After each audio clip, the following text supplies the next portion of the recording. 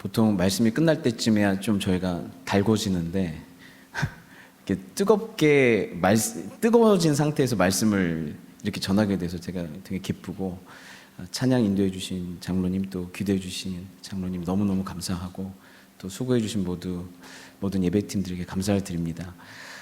별로 안 나오실 줄 알고 제가 마음의 준비를 단단히 했거든요. 안 나오도 난 실족하지 않겠다. 근데 꽤 많이 오셨어요. 예, 많이 오셨어요. 너무너무 감사합니다.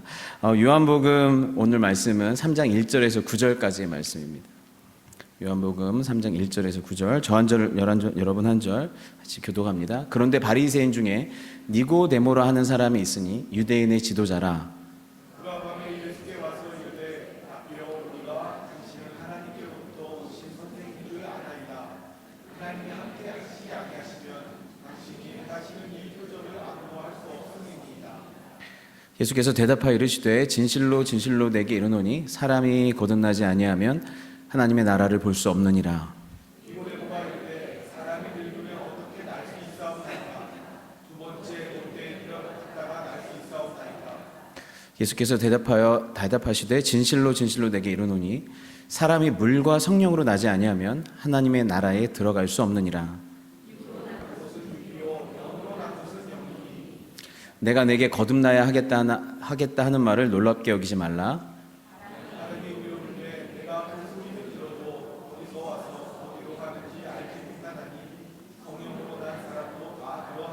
읽겠습니다. 니고데모가 대답하여 이르되 어찌 그러한 일이 있을 수 있나이까? 아멘. 네. 니고데모와의 만남입니다. 그러니까 만남으로 새로워지는 교회가 저희 표어인데, 어떻게 이렇게 타이밍도 딱 맞게 수요 첫 예배, 아시죠? 제가 이 본문을 고른 게 아니라는 거. 주님이 다 골라주신 거예요. 근데 저는 그냥 흐름만 타는 거예요. 흐름만 타는 건데, 만남으로 새롭게 하는 교회인데, 오늘 니고데모와의 만남, 또 되게 중요한 오늘 또 본문입니다. 근데 오늘 본문을 읽으려면 그 전 본문, 소리가 너무 좀 큰데 살짝만 줄여주세요.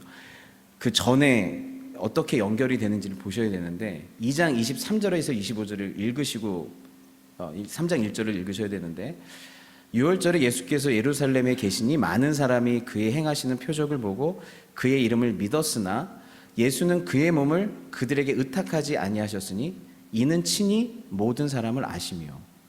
예루살렘에서 예수님이 성전 정화, 성전 파괴 사건이 일어났어요. 그럼에도 불구하고 예루살렘에서 많은 표적이 일어나니까 많은 사람들이 예수님을 따른 거예요. 그런데 주님은 표적을 보고 예수님을 따른 사람들에게 마음을 의탁하지도 않고 그들을 신뢰하지도 않으셨어요. 왜냐하면 왜 그들이 예수님을 따르는지를 알았기 때문에 그래요.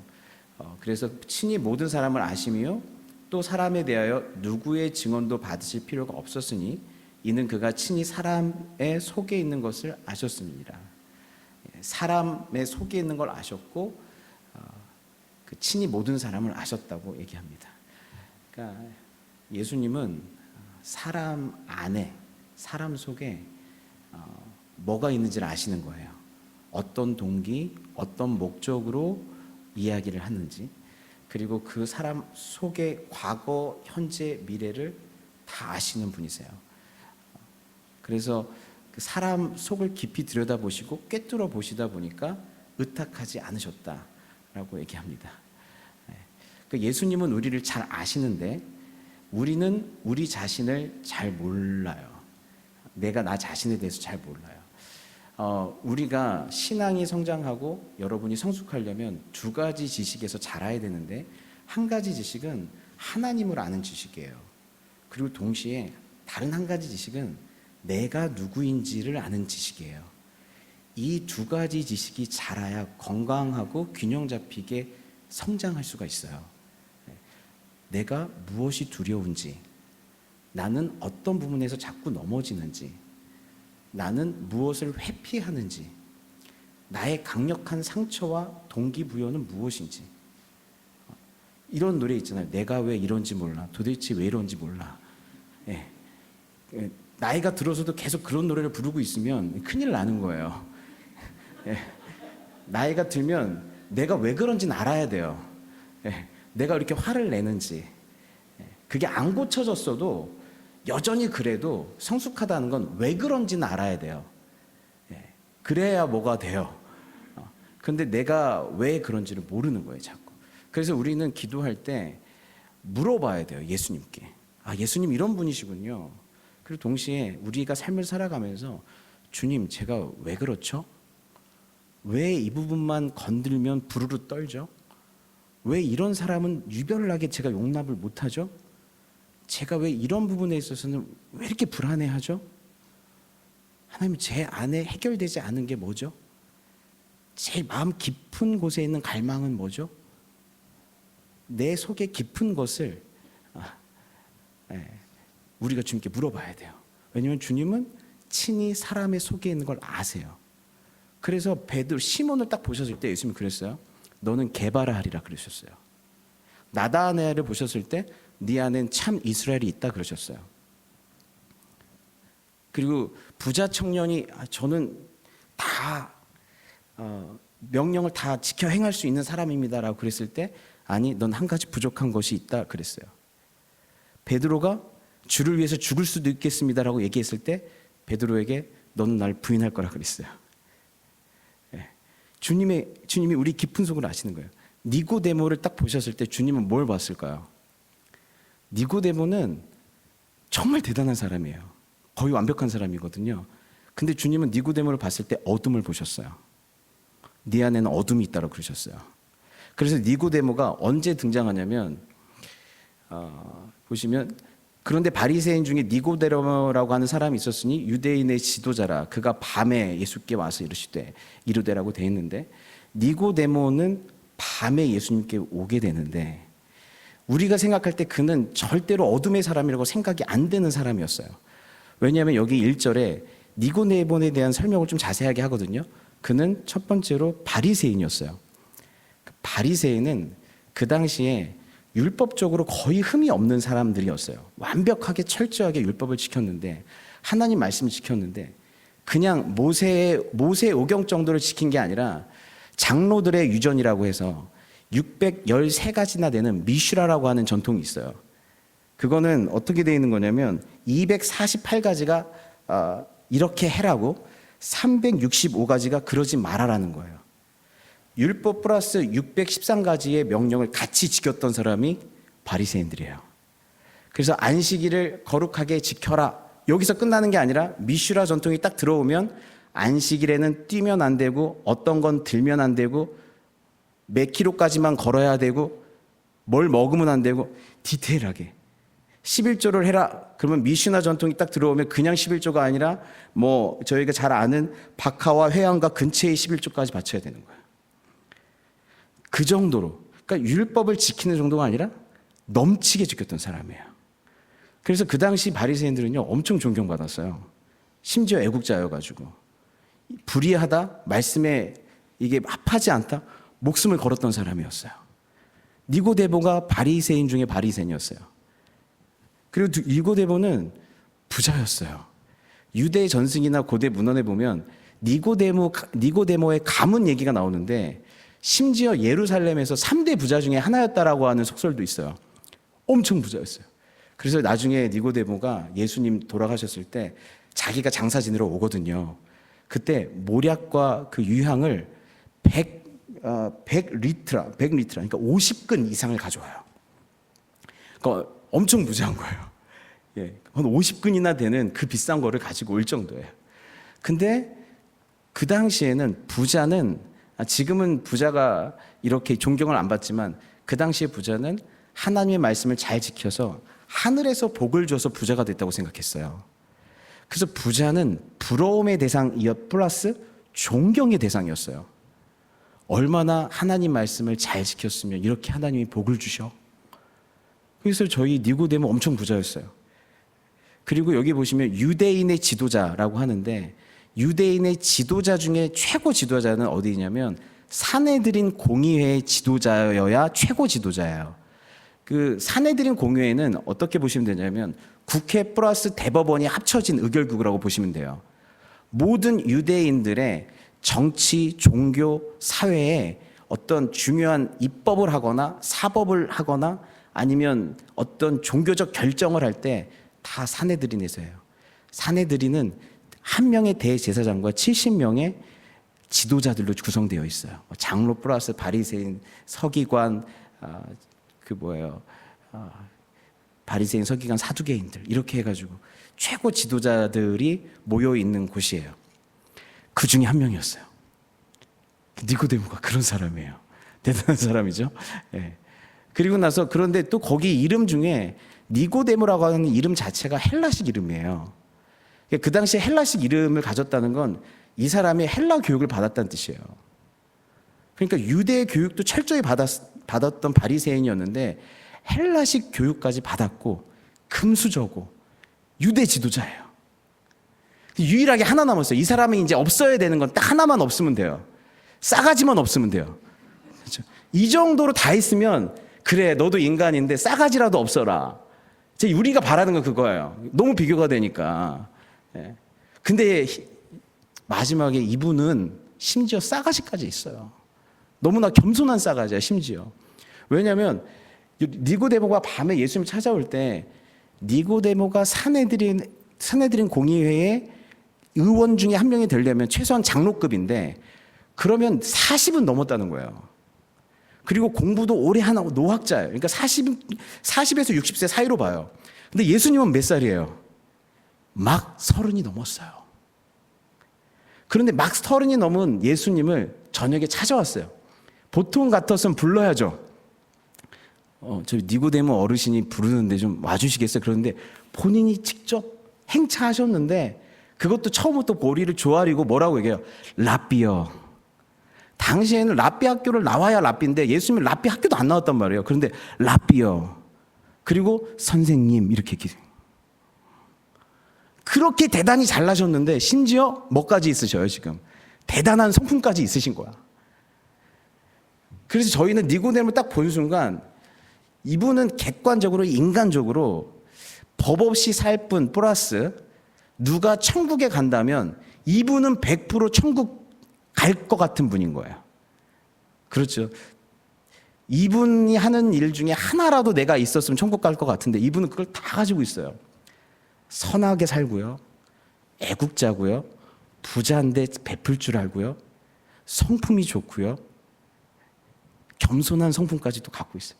다 갖고 있는 사람이에요. 근데 이 니고데모를 향해서 그가 밤에 예수께 와서 19장이면 일찍이 예수께 밤에 찾아왔던 니고데모도. 니고데모에 대한 수식어가 앞에 뭐가 붙었어요? 계속 밤에가 붙어 있어요. 빛이 어둠에 비추매 어둠이 깨닫지 못하더라 할 때의 그 어둠, 밤인 거예요. 특별히 니고데모에게 해당되는 밤은 무지의 밤이에요.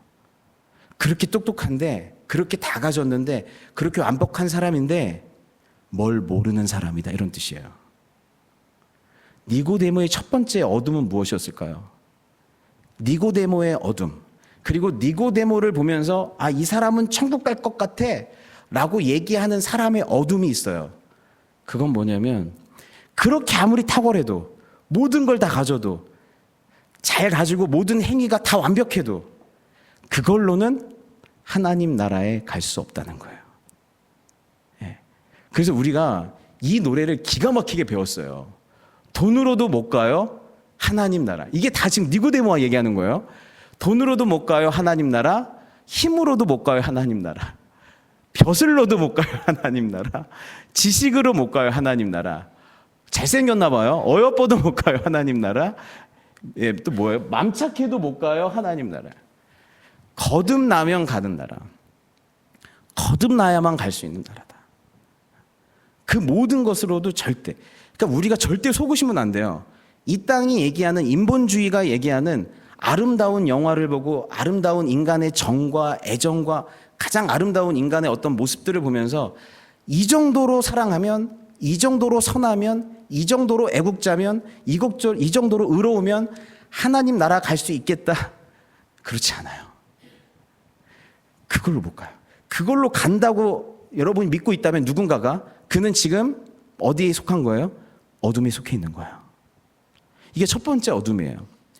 두 번째 어둠은 니고데모가 예수님께 왔을 때 어떻게 얘기하냐면, 선생님이요, 이거는 하나님이 행하시지 않는 일이면 이런 거를 행하실 수가 없습니다라고 니고데모가 물어봐요. 왜 이런 걸 물어볼까요? 여러분, 니고데모는 처음부터 끝까지 예수님 자꾸 선생이다, 랍비다라고 그랬어요. 근데 나다나엘도 그렇고 베드로도 그렇고 안드레도 그렇고 예수님을 메시아로 알아봤는데, 니고데모는 메시아라고 그리스도 주님이라고 얘기는 끝까지 안 해요.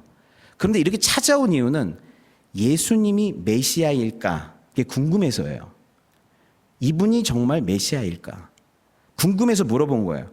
혹시 메시아십니까? 근데 주님이 내가 메시아다, 아니다, 이런 얘기를 안 해요. 주님은 중심을 보기 때문에 니고데모가 왜 왔는지 알아요. 그런데 니고데모 입장에서는 굉장히 생뚱맞은 얘기를 하는 거예요. 내가 메시아다 이래야 되는데 예수께서 대답하여 이르시되 진실로 진실로 내게 이르노니 사람이 거듭나지 아니하면 하나님 나라를 볼 수 없느니라, 이렇게 얘기해요. 첫 번째, 하나님 나라에 대해서 얘기해요. 그럼 지금 어떤 걸 밝히냐면, 니고데모가 꿈꾸는 하나님 나라는 예수 믿으면 누구든지 하나님의 품에 안기고 주님의 제자가 되는 하나님 나라가 아니라 민족적, 정치적 이스라엘의 회복을 하나님 나라로 보고 있어요. 그러니까 지금 니고데모는 메시아를 찾는데 그 메시아가 자기 나라를 회복시킬 거다. 정치적으로, 군사적으로 로마로부터 해방시켜서 힘 있는 이 땅의 나라를 건설할 거다. 이 땅의 나라에 대한 관심을 갖고 있었어요. 그의 한계였어요. 근데 주님은 얘기하는 거예요. 나는 이 땅에 너희 이스라엘을 최강국을 만들고 이 땅에 네 이스라엘을 유토피아로 만들러 온 게 아니라 하나님 나라를 주러 왔다, 이렇게 얘기하시는 거예요. 하나님 나라를 주러 왔다. 그리고 또 한 가지, 나는 메시아긴 메시아인데 네가 생각하는 방식의 승리의 메시아가 아니다. 메시아에 대해서 오해하고 있었어요. 그건 니고데모뿐만 아니라 모든 니고데모를 대표하는 바리새인과 유대인들이 갖고 있었던 생각이에요. 메시아가 힘있게 능력있게 로마를, 그리고 이 온 세계에서 이스라엘을 부강하게 만들 거라고 생각했어요. 그렇지 않아요. 그래서 어떻게 그 뒤에 절에 보시면 모세가 광야에서 뱀을 든 것 같이 인자도 들려야 한다.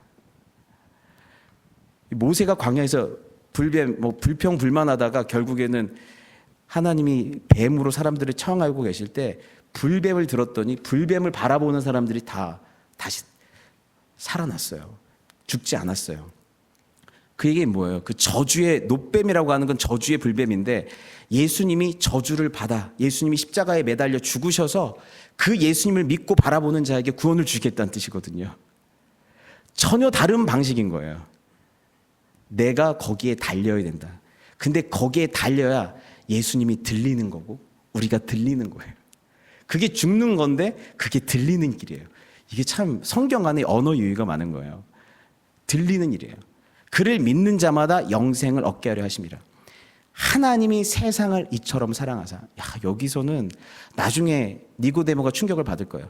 이스라엘 백성만 사랑하는 줄 알았는데, 우리만 사랑하는 줄 알았는데, 하나님이 내가 저주하고 내가 싫어하고 내가 저건 인간도 아니라고 생각했던 그 이방인들을 향해서 하나님이 세상을 이처럼 사랑하사. 니고데모가 갖고 있던 그 어둠을 확 밝혀주는 거예요. 너희 민족만 사랑하는 게 아니야. 세상을 사랑하사 독생자 하나뿐인 아들을 내어주셨다. 이는 그를 믿는 자마다 멸망치 않고 영생을 얻게 하려 하심이라. 완전히 니고데모가 갖고 있는 이 좁은 시야를 다 깨버리는 거예요. 메시아가 누구냐가 중요한 게 아니라 메시아는 어떤 일을 행할 거냐, 메시아가 가지고 오는 나라는 어떤 나라냐, 이거에 대해서 예수님이 완전히 깨시는 거예요. 나중에 온전히 깨달았겠지만. 그래서 예수님에 대한 그 어둠, 예수님이 가져오는 나라에 대한 어둠을 깨시는 거예요. 저는 여러분들이 신앙생활 하면서 이렇게 시야가 확 열리는, 내가 생각했던 예수님이 이렇게 크신 분이 내 생각과 고정관념을 다 깨버리는 그런 경험들이 좀 많았으면 좋겠어요. 예, 그런 경우 많았으면 좋겠어요. 예. 그리고 나서 이 세 번째가 뭐냐면 거듭남의 비밀을 몰랐어요. 니고데모는 어떻게 거듭나는 건지, 어떻게 예수를 믿게 되는 건지 거듭남의 비밀을 몰랐어요. 예수께서 대답하여 이르시되 진실로 진실로 내게 이르노니 사람이 거듭나지 아니하면 하나님의 나라를 볼 수 없느니라. 니고데모가 이르되 사람이 늙으면 어떻게 날 수 있사옵니까? 두 번째 모태에 들어갔다가 날 수 있사옵나이까? 예수께서 대답하시되 진실로 진실로 내게 이르노니 사람이 물과 성령으로 나지 아니하면 하나님 나라에 들어갈 수 없느니라. 거듭나야 된다. 그랬더니 니고데모가 저희가 어떻게 다시 태어나나요? 이렇게 물어봤어요. 그랬더니 주님이 뭐라고 얘기하시냐면 물과 성령으로 나는 것을 얘기하는 거다라고 얘기하시는 거예요. 물과 성령으로. 그럼 여기에서 이 물이라는 게 뭘까요? 이 물과 성령. 이게 신학자들이 논의가 되게 많아요. 이 물이 첫 번째로는 세례 요한이 얘기했던 그 세례의 물인 것 같다. 그래서 이 물이라는 건 결국 회개하고 성령을 받아라. 뭐 이런 뜻 같다. 그래서 물이 회개를 의미한다라고 주장하는 학자도 있고 또 이 물이라는 건 어머니 모태의 양수의 물이다. 그래서 우리는 우선은 인간으로 태어나서 그 다음에 거듭날 수 있으니 첫 번째는 인간으로 태어나야 된다는 의미다라고 양수의 물이다. 그리고 세 번째는 이 물이라는 게 어떤 말씀하고도 연결이 되어 있거든요. 하나님의 말씀이 물이다. 네 번째는 물이라고 하는 건 성령을 2번 반복한 거다. 왜냐하면 요한복음 7장에 나를 믿는 자는 그 배에서 생수의 강이 흐를 것인데 그 생수가 성령님이다라고 얘기했기 때문에 실제로도 이 물이 성령일 확률이 많아요. 왜냐하면 여기 동어 반복 기법이라고 해서 물과 성령이라고 하는 물 카이 성령이라고 하는데 카이가 동어를 반복해서 물 즉 성령으로도 번역할 수 있거든요. 그러니까 성령 즉 성령 이렇게 2번 강조할 수도 있는 거죠. 그리고 실제로 나중에 6절 8절 보시면 물과 성령으로 나야 된다라고 해놓고 그 다음에 또 성령으로 나지 아니하면 안 된다. 성령으로 나야 된다. 성령만 강조를 해요. 그래서 제가 생각할 때는 다른 의견들도 다 맞는 것 같은데 이 물이라는 것이 성령을 2번 강조한 게 더 맞지 않나라는 생각이 들어요. 근데 한 가지 확실한 건 뭐냐면 성령으로 거듭나는 거예요. 성령으로 거듭난다. 우리 인간이. 그럼 우리가 여기에서 한 가지 거듭남이 내 자신의 노력과 열심이 아니라 성령으로 거듭나야 된다. 다시 태어난다. 거듭나다. 위에서부터 다시 난다. 성령에 의해서 위에서부터 다시 태어나야 된다라는 것이죠. 그래서 말씀해 보면 육으로 난 것은 육이요 영이로 난 것은 영이니 내가 내게 거듭나야 하겠다 하는 말을 놀랍게 여기지 말라. 바람이 의미로 불매 내가 그 소리는 들어도 어디서 와서 어디로 가는지 알지 못하나니 성령으로 난 사람도 다 그러하니라. 여러분 우리는 다 성령으로 거듭나서 예수님을 믿게 된 줄 믿습니다. 성령으로 거듭나서 예수님을 믿게 됐고 성령으로 다시 태어나게 됐어요. 근데 이게 한 가지 문제가 있는데요. 성령으로 거듭난다는 게 우리로 하여금 굉장히 뭘까요? 애매하게 해요. 뭔가 애매하게 해요. 뭐가 애매하냐면 내가 거듭난 게 진짜 거듭난 게 맞는가? 예를 들면 성령에 의해서 거듭나야 된다. 네가 진짜 그리스도인이 되려면 성령에 의해서 거듭나야 되고 이제 성령이 네 안에 내주해야 된다. 라고 얘기했는데 저희가 성령님을 부르면 그냥 성령님이 오시면 좋겠는데 우리가 성령님을 컨트롤할 수가 없어요. 바람이 어디서 왔는지 소리는 들어도 어디서 와서 어디로 가는지 모르는 것처럼 내가 성령님을 컨트롤할 수가 없어요. 그래서 제가 구원받았는지 어떻게 알 수 있을까요? 교회 열심히 나오고 사도신경 외우고 주기도문 외우고 그 다음에 11조 하기 시작하면 아마 이제 그때부터는 아마 이제 구원받은 걸로 보면 돼. 이렇게 하면 좀 뭔가 심플하잖아요. 근데 10년이 지나고 20년이 지나도 내가 정말 구원받았나요? 라는 질문을 우리는 스스로에게 할 수도 있어요. 왜냐하면 내가 성령님을 임의로 불러일으킬 수도 없고 뭐 그런 거예요. 이게 이러면 되게 쉬울지도 몰라요. 어떤 주문을 외우면 성령님이 오신다. 그리고 성령님 오셨을 때 뭘 느꼈다면, 어떤 체험이 있다면, 그렇다면 너는 성령 받은 거다. 이렇게 하면 좋잖아요. 근데 그걸 알 수가 없어요. 한때 오순절 계통에서 우리가 방언 받으려고 되게 노력했어요.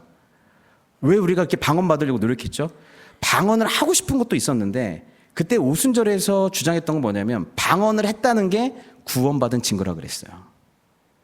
방언을 했다는 게 구원받은 증거라고 그랬어요. 네가 믿음이 있다라는 증거라고 그랬어요. 예. 입신을 하면 완전 구원받은 증거예요. 예언까지 방언에다 예언까지 하면 완전 구원받은 증거예요. 그래서 그 구원받은 증거를 얻으려고 그렇게 열심히 방언도 하고 노력했어요. 맞는 말 같았어요. 그런데 여러분 그거 아세요? 귀신도 방언을 흉내낼 줄 안다는 거? 귀신이 성령의 모든 눈에 보이는 역사들을 다 흉내낼 수 있어요. 그래서 성령이 거하시지도 않고 심지어 성령이 역사하셨는데도 성령이 그 안에 내주하지 않는 경우도 있어요. 우리가 성령님을 컨트롤할 수 없어요. 그래서 이걸 보고 100% 네가 성령에 의해서 거듭난 사람이다라고 말할 수가 없어요. 방언을 했다고 해서, 입신을 했다고 해서, 예언을 했다고 해서 알 수가 없어요.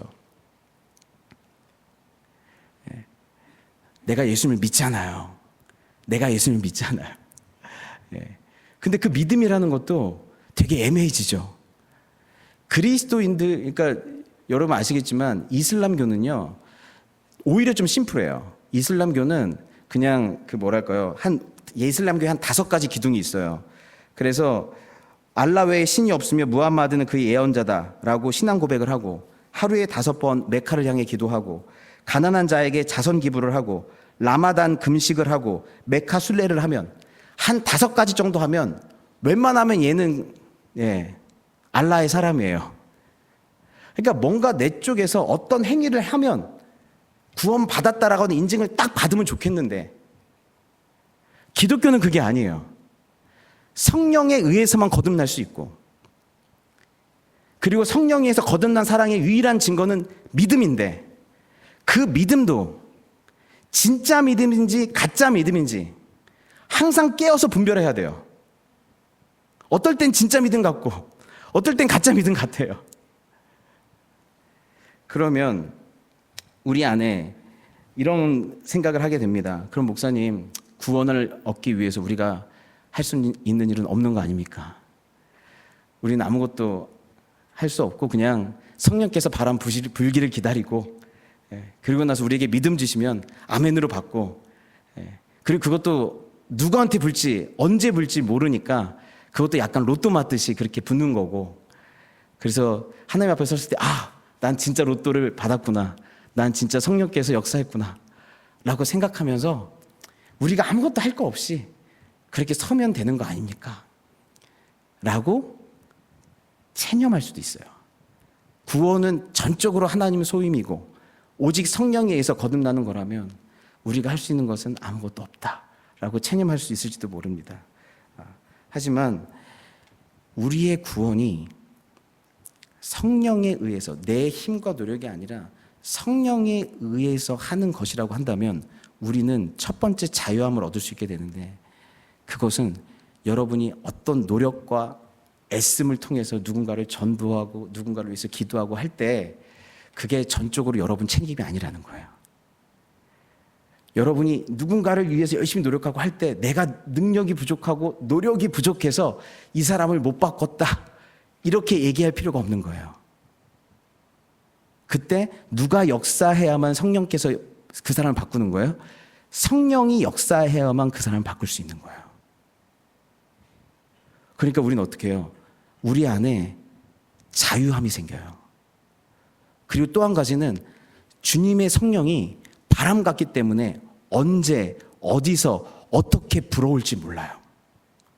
주님의 성령이 바람 같아서 언제 어디서 어떻게 불어올지 모르니까 우리는 뭘 하면 돼요? 우리가 할 것만 하면 돼요. 우리는 예배하다가 주님의 성령이 불러올 수도 있어요. 우리는 기도하다가 주님의 성령이 불어올 수도 있어요. 우리는 누구랑 대화하다가 주님의 성령이 불어올 수도 있어요. 우리는 성경 공부하다가 목장 모임 하다가 주님의 성령이 불어올 수도 있어요. 그토록 안 믿던 어떤 사람들이 그토록 안 믿던 어떤 사람이었는데 어느 순간 만나서 기도했는데 그때 그 사람에게 성령의 바람이 불어올 수 있어요. 언제 어디서 어떻게 성령의 바람이 불어오는지는 내 소관이 아니라 주님의 소관이에요. 나는 뭐예요? 성령께서 마음껏 역사하시도록 뭐만 되면 돼요? 주님의 통로만 되면 돼요. 통로만 되면 돼요. 내 열심이 부족하고 내 능력이 부족했다 그런 거 얘기 안 해도 돼요. 심지어 어떤 분은 그렇게 싫어하는 예수천당 불신지옥 그거 있잖아요. 그 피켓을 보고 예수 믿는 사람도 많아요. 성령께서 어떻게 불어오는지 몰라요. 여러분 그 기독교 신학자 중에서도 아우구스티누스라고 하는 어거스틴이라는 사람이 4세기 분인데 이분이 엄청 중요하신 분이에요. 이분 모든 현대 신학은 이분의 신학의 재해석이라고 할 정도로 지금도 영향을 미치는 게 어거스틴 이분이에요. 근데 이분이요 언제 회심했냐면 32살에 회심했어요. 근데 한 17년 동안 엄마 모니카가 얼마나 기도했는지 몰라요. 17년 동안 근데 한 번도 성령의 바람이 안 불렀어요. 이 어거스틴한테. 그래서 얼마나 방탕하게 살았는지 몰라요. 방탕하게 살고 철학과 그다음에 이단 사상에 몰입해서 살았는데 갑자기 어거스틴의 하루는 자기 죄와 악 때문에 너무너무 고민하면서 정원을 거닐고 있었어요. 그때 어떤 어린아이의 소리가 들리기 시작했어요. 그 어린아이 소리가 뭐였냐면 톨레레게라고 하는 어린아이의 노랫소리였어요. 집어들어 읽어라 이런 노래예요. 그 어린아이의 소리를 어거스틴이 하나님의 음성으로 들었어요. 예전 같으면 애들이 시끄럽게 그러고 있구나 이랬을 거예요. 근데 그날은 성령의 바람이 불었어요. 그래서 어거스틴이 이건 나를 향한 하나님의 음성이다라고 인지했어요. 그래서 근처에 있는 성경책을 펴서 성경책을 열었어요. 로마서 13장 13절 14절이에요.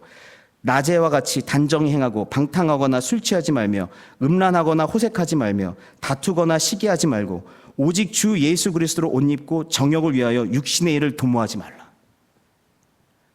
마치 예수님이 바로 옆에서 어거스틴의 인생 전체를 꿰뚫고 보고 계시는 것처럼 말씀하셨어요. 그때 이후로 어거스틴은 거기서 회심하고 단 하루도 방탕한 삶을 살지 않았어요. 근데 모니카가 17년 동안 기도했어요. 근데 어느 순간 성령의 바람이 불었어요. 어거스틴의 때에 성령의 바람이 불었어요. 저는 어머니의 기도를 사용했다고 봐요. C.S. 루이스라고 있거든요. 저희 기독교 변증 역사에 되게 중요하신 분이에요. 20세기 최고의 기독교 변증가라는 분인데 이분 친구가 그 톨킨이에요. 그 반지의 제왕 썼던 그 톨킨이고 이분도 엄청난 극작가예요. 근데 이분이 9살 때 엄마가 돌아가셨어요. 그러니까 너무너무 하나님에 대한 철저한 무신론자였어요. 그리고 성경은 다 이건 신화다. 하나도 안 믿었어요. 그런데 옥스퍼드 대학교에 가갖고 교수가 됐는데 친구 동료들이 다 기독교인이에요. 톨킨도 기독교인이에요. 계속 만나서 얘기하는데 하나님이 자기를 얼마나 집요하게 추적하는지 몰라요. 그분의 책 중에 예기치 못한 기쁨이라는 책이 있어요. 자기가 어떻게 예수 믿게 됐는지. 근데 이분은 한 번에 이렇게 어거스틴처럼 한 번 강력한 경험으로 강풍으로 성령이 임하신 게 아니에요. 미풍처럼 계속 조용히 계속 그 친구들을 통해서 계속 자기의 사고를 통해서 계속 하나님이 바람을 이 미풍을 계속 부르시는 거예요. 그래서 이 사람이 무신론자였다가 1929년에 유신론까지 왔어요.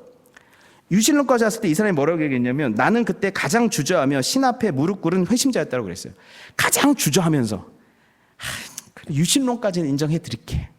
여기까지 온 거예요. 그러다가 2년 후에 이 사람이 유신론자였다가 예수 그리스도까지는 예수님을 구주로 영접하진 않았어요. 근데 주님의 성령이 계속 불어왔어요. 그런데 이분이 어떻게 영접한 줄 아세요? 자기가 그 동물원 가려고 버스에 탔어요. 버스에 탈 때까지는 자기가 예수님을 영접 안 했어요. 근데 버스에 딱 내렸을 때 영접했어요. 그래서 제가 읽어드릴게요. 예기치 못한 햇살 따스한 어느 날 아침 버스를 타고 윕스네이드 동물원을 향했다. 출발할 때 때는 예수 그리스도가 하나님의 아들이라고 믿지 않았으나 동물원에 도착했을 때는 믿었다. 그러나 동물원으로 향하는 버스에서 깊은 생각에 잠긴 건 아니었다. 감정의 소용돌이에 휘말리지도 않았다. 마치 긴 잠에서 깼으나 여전히 침대에 꼼짝 않고 누워있는 사람이 이제 자신이 깨어났다는 사실을 인식하는 경우에 더 가까웠다. 타기 전에 안 믿었었는데 타고 내렸을 때 믿었어요. 너무나 자연스럽게 잠에서 깬 것처럼 믿었어요. 그때 성령의 바람이 불었어요.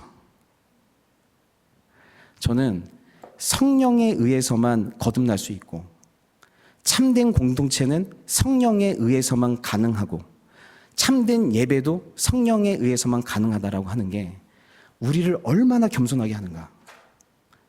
우리는 하나님을 컨트롤할 수 없구나. 그런 공동체를 우리가 만들어낼 수도 없고 그런 예배를 우리가 만들어낼 수 없고 어떤 사람을 어떤 훈련이나 노력이나 조작에 의해서 이 사람을 그리스도인으로 나는 만들어낼 수 없구나. 제가 여기서 아무리 피토하고 열변을 토해도 저는 단 한 사람에게도 성령을 못 줘요. 우리 김효수 장로님이 여기에서 정말 놀라운 찬양 인도를 해주시고 장로님들이 너무너무 놀라운 세계적 기도를 드려도요 단 한 사람도 성령을 경험하게 못해요. 우리는. 그런데 우리를 통해 성령께서 어느 때 어느 순간 어떤 방식으로든 성령은 우리를 통해서 일하신다라고 하는 그 믿음을 가지고 우리가 해야 될 예배를 드리고 우리가 해야 될 기도를 드리고 우리가 해야 될 만남을 갖고 우리가 해야 될 사랑의 모든 것들 다 하게 되면 어느 순간 성령은 부르셔서 어느 순간 성령께서 우리의 기도를 사용하시고 우리의 눈물을 사용하시고 우리의 예배를 사용하셔서 어느 때 수요 예배는 뜨겁지 않을지도 몰라요. 어느 때 수요 예배는 어떤 사람은 은혜 받았는데 어떤 사람은 은혜 못 받을지도 몰라요. 낙심하지 마세요. 그냥 계속 오시면 돼요. 오시면 돼요. 제가 개런티 못해요. 언제 그 성령이 임하시는지 못해요. 근데 성령님은 아세요. 우리가 해야 할 건 다 하나밖에 없어요. 그분께 나를 내어드리는 거. 그분께 나를 내어드리는 거. 예배 자리 가운데 나를 내어드리는 거. 하나님이 하시라는 일에 나를 내어드리는 거. 제가 왔으니까 요렇게 해주시고 이 정도의 감동을 주시고 이런 변화를 주시고 여러분 다 내려놓으세요. 있더라도 하나님께서 하나님의 타이밍에 역사하세요.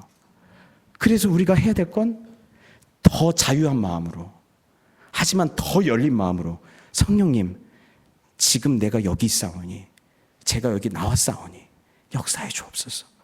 성령님 제가 지금 삶의 자리에 나왔사오니 오늘도 제가 일하는 일터 가운데 성령의 일하심을 보게 해 주옵소서. 성령님 제가 오늘 사랑하는 사람이지만 아직도 예수님 안 믿는 사람과 대화하고 있사오니 언젠가 저희 기도를 사용하셔서 역사하여 주옵소서.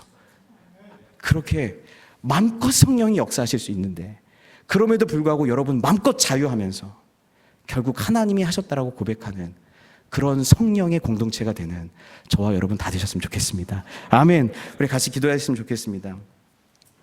오늘은 세 가지를 위해서 기도하겠습니다. 첫 번째는 수요 예배에 성령의 바람이 불어오도록 어떤 사람에게는 강풍으로 부를 수도 있고요. 어떤 사람은 약풍으로 불 수도 있고요. 어떤 사람은 조용하게 임할 수도 있어요. 여러분 뜻대로 성령이 임하지 않았다라고 낙심하지 마세요. 여러분 방식대로 성령이 임하지 않았다고 해서 여러분 낙심하지 마세요. 그냥 여러분을 내어주세요. 자꾸 성령님께 내어주셔야 돼요.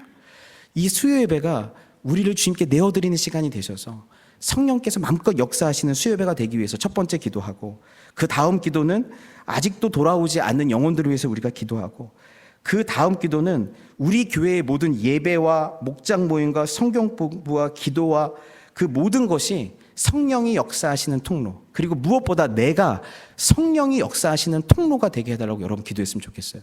이 시간 우리 주님을 부르면서 먼저 수요 예배에 성령의 바람이 불게 해달라고 먼저 기도하겠습니다. 주님을 세 번 부릅니다.